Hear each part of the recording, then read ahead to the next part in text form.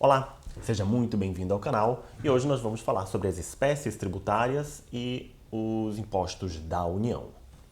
Vamos então dar início aqui à aula.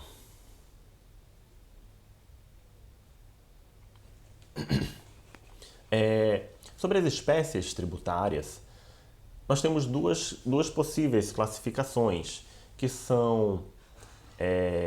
que é a classificação apresentada pelo CTN, o Código Tributário Nacional, no artigo 5º, no seu artigo 5º,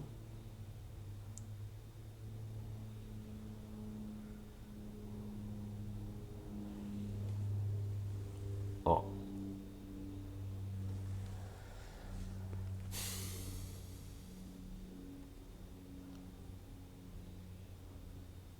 artigo 5º do CTN, ele fala que os tributos, eles são os impostos, as taxas e as contribuições de melhoria. 3. Então, as espécies. Tributos são impostos, taxas e contribuições de melhoria. Nesse ponto, cabe informar que os tributos, eles são um gênero, né? Os tributos são um gênero, dos quais o imposto, a taxa, são espécies, né? Então a gente vai falar de 3 espécies de tributos aqui: impostos, taxas e as contribuições de melhoria. Não confundir, então, tributo, chamar tributo de imposto, imposto de tributo. Tributo é um gênero onde o imposto é uma espécie. E no CTN são 3 as espécies. Mas a segunda classificação possível é apresentada pelo STF. O STF, ele classifica os tributos em 5 espécies. 5 são as espécies de acordo com o STF: impostos, taxas e contribuições de melhoria, como nós já vimos. Além dessas 3, ele inclui empréstimos compulsórios e as contribuições especiais. Então acrescentam 2 espécies, fazendo um total de 5 pelo STF. E das 2 classificações do CTN e do STF, a classificação mais utilizada é a dada pelo STF, de 5 espécies tributárias, tá bom? Mantenha isso em mente. Vamos agora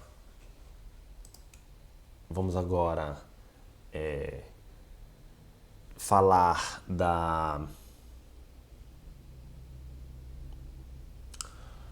dos impostos, né? Dos impostos.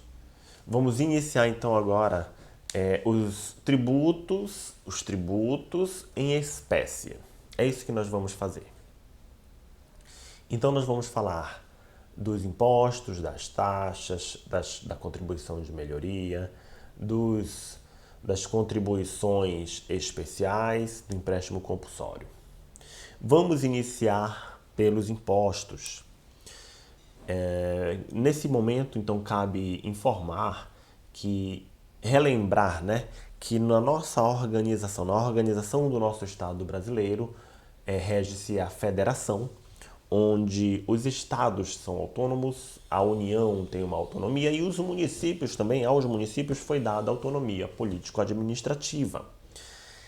Esses entes federativos, para terem e desempenharem essa autonomia que lhes foi dada, é necessário que tenham, então, autonomia financeira.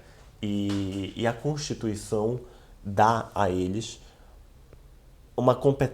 competências distintas para que esses entes instituam impostos, seus impostos. Então nós vamos ter os impostos da União, nós vamos ter impostos específicos dos estados e nós temos impostos dos municípios.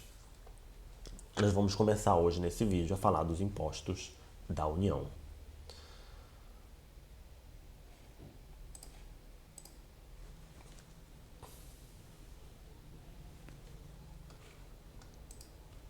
Olha só.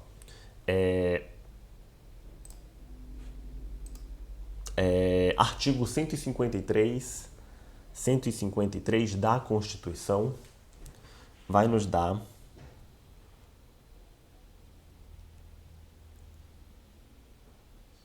artigo 153 da Constituição compete à União instituir impostos sobre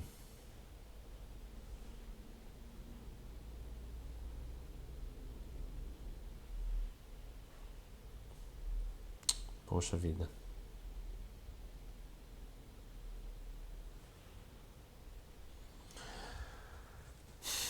Importação. Imposto sobre importação. É possível que a União institua, então, imposto sobre a importação de produtos. Né? Vamos trazer produtos do exterior. A União pode impor, então, um imposto.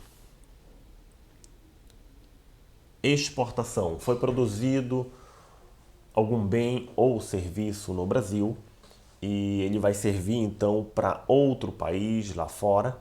É possível que a União também institua um imposto sobre essa exportação, né? Aqui chama imposto de exportação.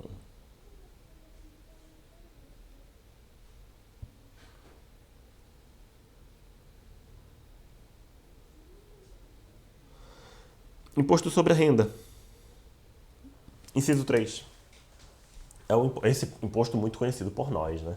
O imposto que é pago à União pela renda mesmo, né? Ou proventos de qualquer natureza. Então, é o imposto de renda. Ele vai se desdobrar em imposto de renda pessoa jurídica e o imposto de renda da pessoa física. O salário que nós ganhamos, né? A renda que nós ganhamos, os proventos que recebemos, eles são, então, sujeitos ao imposto. E vai para onde? Para a União. É o imposto da União. Imposto sobre produtos industrializados, IPI. O fato de produzirmos produtos industrializados no Brasil ou melhorarmos um produto já existente ou darmos uma nova destinação, modificando, aperfeiçoando alguma coisa nele, fica sujeito ao IPI, ao Imposto sobre Produto Industrializado.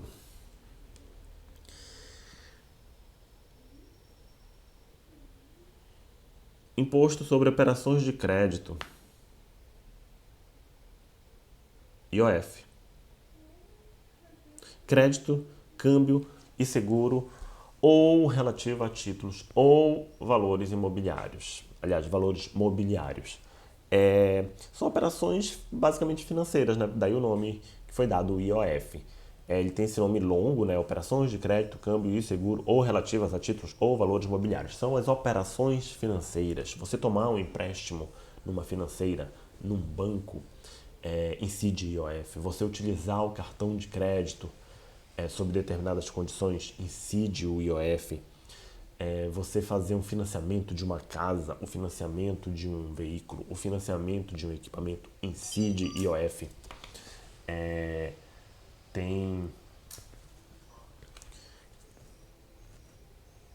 Enfim, as diversas operações financeiras, né, títulos, valores mobiliários, a compra e venda desses valores mobiliários, incide IOF. Câmbio, seguro, câmbio, né? Você trocar o dinheiro, seu dinheiro real por dólar, dólar por real, por euro, incide IOF. Você contratar um seguro, incide IOF. Inciso 6, propriedade territorial rural e TR. Propriedade territorial rural é semelhante ao IPTU.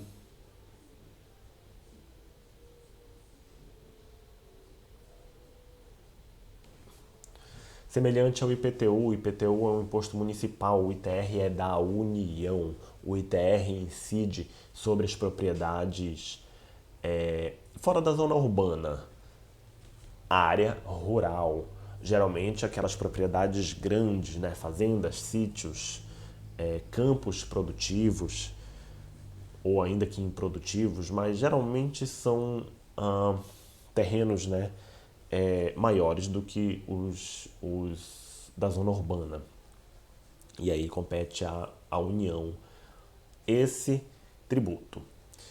O que chama atenção aqui nesse tributo é que o ITR ele pode incidir também sobre propriedades dentro da zona urbana, desde que essa propriedade tenha uma finalidade rural, né? Uma granja, criação de animais, ou plantações, ainda que dentro produção, né, de pomares, frutas, ainda que dentro da zona urbana, se ele demonstra que essa atividade, que essa propriedade e a atividade desenvolvida ali dentro é tipicamente rural, ele tem o direito de que incida sobre essa propriedade o ITR. Qual é a vantagem disso? É que o ITR ele é mais barato do que o IPTU. É uma das vantagens. Talvez a principal, né? Imposto sobre grandes fortunas. Imposto sobre grandes fortunas. Nossa. Imposto sobre grandes fortunas.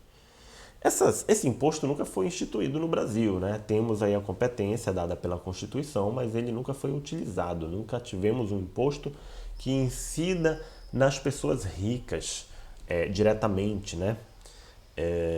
Nunca foi instituído, mas pode ser instituído a qualquer momento. Basta que a União queira, né?